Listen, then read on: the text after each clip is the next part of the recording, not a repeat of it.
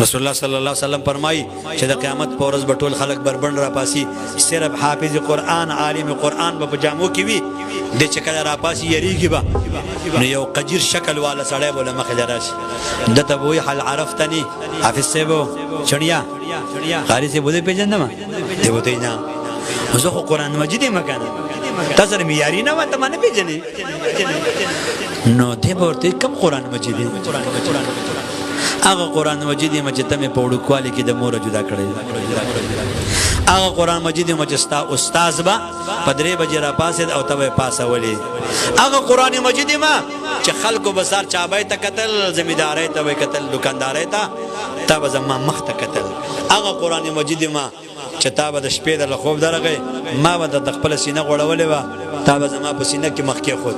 هغه قرآن مجید یم چې سبق به دې نو یاد کړی او د قاریانو خو وال مشهور دي،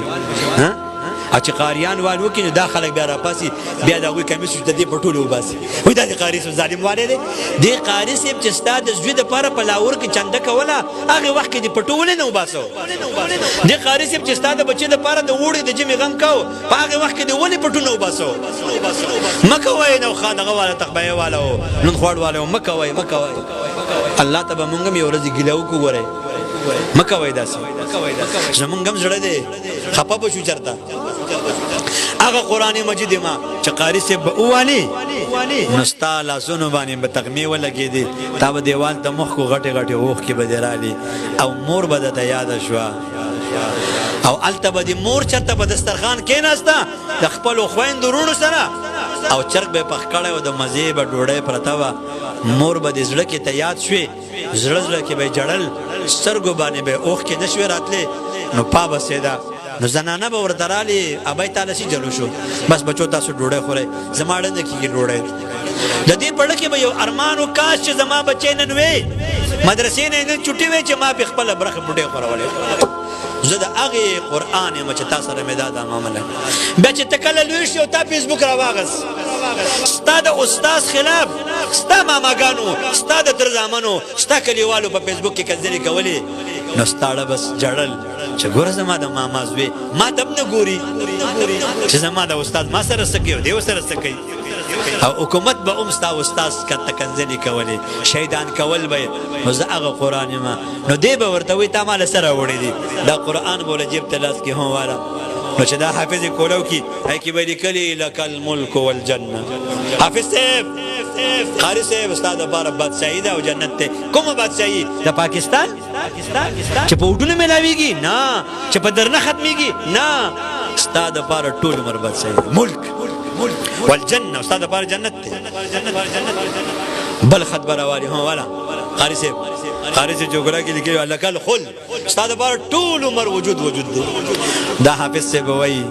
زه به داسې جنت څه کوم چې زما پلار پکې نه وي، زما مور پکې نه وي، زما ماما پکې نه وي، زه خو یتیم وم، زما مور نه وه نو ماله به زما ترور پیسې راکول، ما ته هغه ورځ هم یاده ده چې ما نه د خنبې نه دانې راواغستې او ما ته یې وې دا خرڅ کړه خپلې مدرسې ته لاړ شه پیسې به زه در کوم، اختر له بدله جامې زه علم ترونو ته به نه وایي، زما تندار او زما کاکي به ماته وي بچیه سبق وایه سبق پیسې به در کوم، مور ته به نه وایي مور دې ګورې سره پیسې ورسره نشته، نو الله زه به دې شي جنت څه کوم چې زما ماماګان پکې نه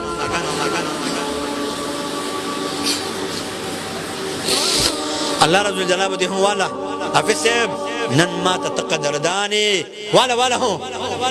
د لسو کسانو سفارش والا دی چې محشر ته روان شي ماما ته به اتکړی لګېدلې وي،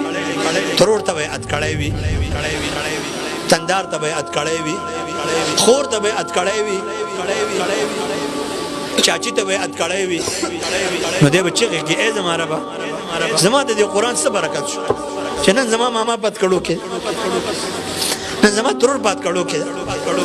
نن زما چاچی په اتکړو کې ده، زه په دې قرآن اعزاز ما ته نن څه میلاو شو، ما خو سبق د دوی په وجه ویلی و، الله به تو پر مې آزاد کسان 10 کسان آزاد نو دا خپل رشتہ دار به دې راځدی، کوم رشتہ دار چې په دنیا کې د حافظ قرآن سره تعاون کړی د په لاره کې رکاوټ نه جوړ شي، زما وروڼو د حافظانو سره تعاون وکړي، پردو حافظانو سره تعاون